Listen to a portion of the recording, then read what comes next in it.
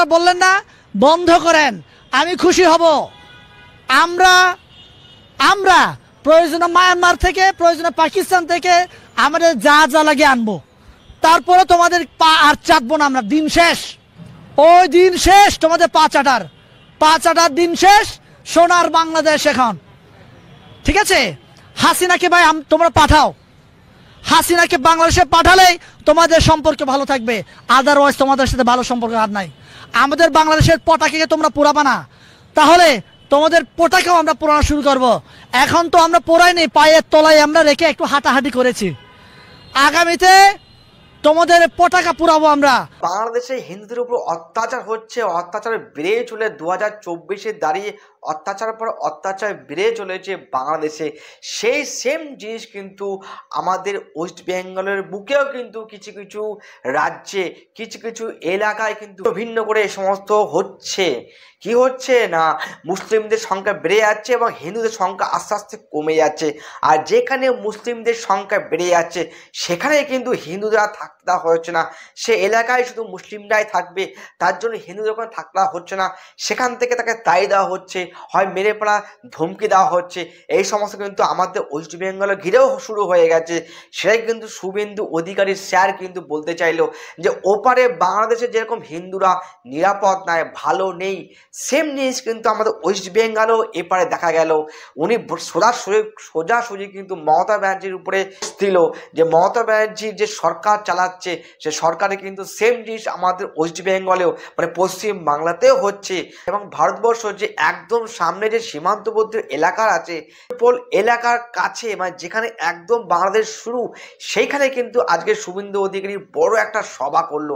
সে সভা থেকে কিন্তু ডাইরেক্ট হুঁশিয়ারি বাংলাদেশ সরকারকে উনি দিয়ে দিল, ইউনিস প্রশাসনকে কিন্তু ডাইরেক্ট হুঁশিয়ারি দিল যে আমরা 24 ঘন্টা আমাদের ব্যবসা বাণিজ্য, মানে আমাদের ভারতবর্ষ থেকে যেই সমস্ত পণ্যবাহী বাংলাদেশে যায়, চাল বলুন, আটা বলুন, আটা, গম, সবজি, মেডিসিন থেকে শুরু করে অনেক কিছু ভারতবর্ষ থেকে বাংলাদেশে যায়। সেখানে দাঁড়িয়ে বর্তমানে কিন্তু অনেকটাই পরিমাণে বাণিজ্য বন্ধ করা আছে। সে বাণিজ্য বন্ধ করতে গিয়ে কিন্তু বাংলাদেশের অবস্থা খুব খারাপ হয়ে গেছে। সেখানে এখন নর্মাল সবজির দাম হয়ে গেছে 100 থেকে 150 টাকা। কিন্তু অধিকারী যে একটা বড় আজকে র্যালি করলো একদম বাংলাদেশ বর্ডারের সামনে গিয়ে, সেই বক্তব্য আগে আপনাদের শোনাই। এবার বাংলায় আমরা ভালো নেই। মুখ্যমন্ত্রী বিধানসভায় একটু আগে বলছেন ভারত সরকার পিস কিপিং ফোর্স জাতিসংঘকে দিয়ে পাঠান।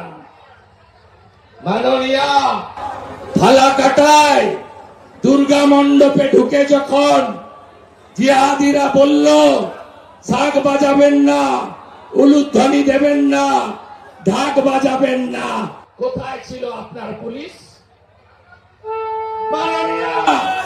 গার্ডেন রিচে দুর্গা মণ্ডপে ঢুকে বলল গীতা পাঠ, চণ্ডী পাঠ, মন্ত্র উচ্চারণের মাইক বন্ধ করো, কোথায় ছিল আপনার পুলিশ? মাননীয় হাওড়ার শ্যামপুরে 5টা দুর্গা মূর্তি ভাঙলো বিজয়া দশমীতে, কোথায় ছিল আপনার পুলিশ? কার্তিক পুজোয় বেলডাঙ্গাতে সব হিন্দুকে মেরে মন্দির ভেঙে শেষ করলেন, কোথায় ছিলেন আপনি? ওপারে ইউনুস যাহা, এবারে মমতা ব্যানার্জি তাহা। এ লড়াই বাঁচার লড়াই, এ লড়াই টিকে থাকার নয়, অস্তিত্ব রক্ষার লড়াই। সংখ্যা আমরা কমছি, ওরা বাড়ছে। বিএসএফ কে জমি দিচ্ছে না, হু করে ঢুকছে। আমরা সব রোহিঙ্গা কোথায় আছে বলে দেব, চিহ্নিত করে দেব, ধরতে হবে আর এনআইএ এর হাতে তুলে দিতে হবে। ইউনুস হুঁশিয়ার, একদিনে যা গার্বেজ বেড়ায় কলকাতাতে শুধু ওইটা করে ফেলে দিয়ে এলেই না ঢাকা পড়ে যাবেন আপনি। যাবেন না। 71 সালে 17,000 ভারতীয় আর্মি বিএসএফ আত্মবলিদান দিয়ে এই বাংলাদেশ সৃষ্টি করে দিয়ে গেছে। ভুলে যাবেন না। অতীত যদি কেউ ভুলে যায় তার ভবিষ্যৎ ভালো হতে পারে না। তাকত দেখাবেন তো, তাকত দেখাবেন তো, তাকত দেখাবেন তো।